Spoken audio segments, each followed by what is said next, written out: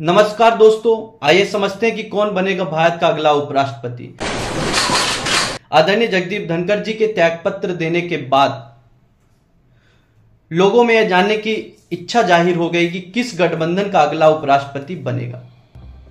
NDA गठबंधन के उपराष्ट्रपति पद के उम्मीदवार सीपी राधाकृष्णन जी ने अपना नामांकन दाखिल कर दिए हैं। इस दौरान नामांकन के टाइम भारत के प्रधानमंत्री आदरणीय नरेंद्र मोदी जी पहले प्रस्तावक बने, वहीं गृह मंत्री अमित शाह जी, रक्षा मंत्री राजनाथ सिंह जी, वहीं और भाजपा के राष्ट्रीय अध्यक्ष आदरणीय जेपी नड्डा जी मौजूद रहे। इसके अलावा कई अन्य नेता भी वहां उपस्थित रहे। विपक्षी गठबंधन के इंडिया के उपराष्ट्रपति पद के उम्मीदवार सुप्रीम कोर्ट से retired justice B Sudershan Reddy ji ने भी अपना नामांकन भर दिए, जहां कांग्रेस के राष्ट्रीय अध्यक्ष मल्लिकार्जुन खड़गे जी समेत 20 नेता प्रस्तावक बने। अब समझते हैं कि किस गठबंधन का उपराष्ट्रपति बनेगा। अब रेड्डी जी का मुकाबला एनडीए के उम्मीदवार सीपी राधाकृष्णन जी से है। खास बात यह है कि दोनों उम्मीदवार दक्षिण भारत से हैं। अब जिसको भी अपने गठबंधन का उपराष्ट्रपति बनाना है तो उपराष्ट्रपति पद के बहुमत के लिए 391 सांसदों के समर्थन की जरूरत होगी। समझते हैं विस्तार से। वर्तमान स्थिति में समझे तो लोकसभा में कुल 543 सीट सांसदों की है, जो एक सीट खाली है। तो लोकसभा में मौजूदा सांसद अभी 542 हैं, जो एनडीए खेमे के 293 सांसद हैं।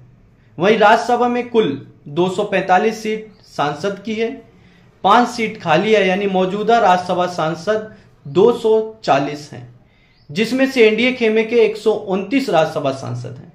इस तरह से सत्ताधारी गठबंधन एनडीए को कुल 422 सांसद सदस्यों का समर्थन प्राप्त है। एनडीए खेमे में 293 लोकसभा सांसद और राज्यसभा के 129 सांसद, इन दोनों को मिला दें तो 422 सांसद एनडीए गठबंधन के होते हैं, जबकि बहुमत के लिए 391 सांसदों के समर्थन की जरूरत है। यानी वर्तमान स्थिति में सत्ताधारी एनडीए गठबंधन के पास बहुमत से 31 सांसद ज्यादा है। राजनीतिक गठबंधन की मौजूदा स्थिति में बात करें तो लोकसभा और राज्यसभा सांसद मिलाकर कुल 788 सीट सांसद के हैं। लोकसभा की 1 सीट और राज्यसभा की 5 सीट खाली है। तो अभी वर्तमान स्थिति में 782 सांसदों का वोट होता है। एनडीए गठबंधन के पास 422 सांसद हैं, जो बहुमत से 31 सांसद अधिक हैं, और इंडिया गठबंधन के पास 312 सांसद हैं, जो बहुमत से 79 सांसद कम है, और 48 सांसद ऐसे हैं जो अभी किसी भी गठबंधन में नहीं है।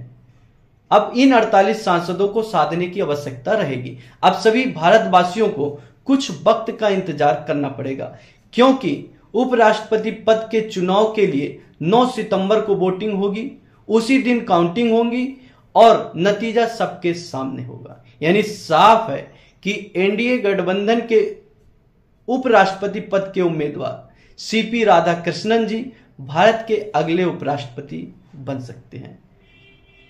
और यदि मैं व्यक्तिगत रूप से कहूं तो भारत का अगला उपराष्ट्रपति एनडीए गठबंधन के सीपी राधाकृष्णन जी बनने वाले। सभी भारतवासियों को ढेर सारी शुभकामनाएं, बधाई।